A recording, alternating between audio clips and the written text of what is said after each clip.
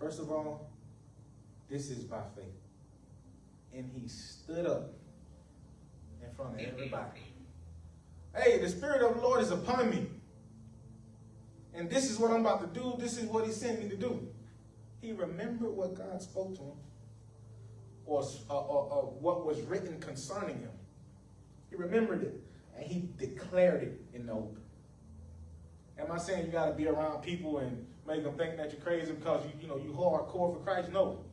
What I'm saying is, if you can't look in the mirror and say, the Spirit of the Lord is upon me. If you look in the mirror and you don't believe that, it's not there.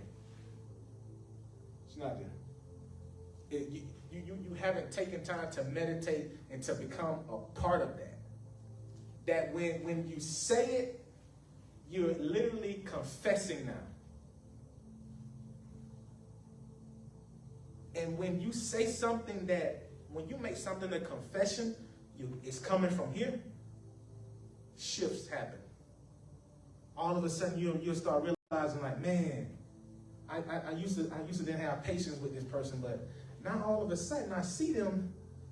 That man, if Christ died for me, he must have died for them too. And it took me a while to get there. So all of a sudden you understand it in a way like you almost want to say, hey man, forgive me for not being patient with you.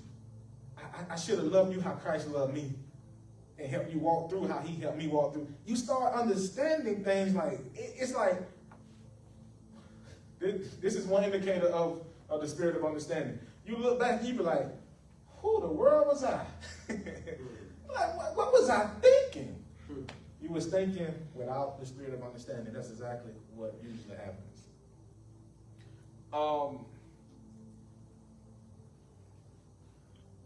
When Christ stood up and said that the Spirit of the Lord is upon me, this also indicates that he was aware of something that he had to engage with. And remember, here's one thing that we can, stamp and say how he engaged.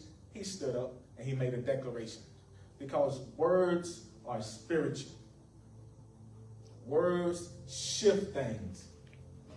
Words make things happen. And here's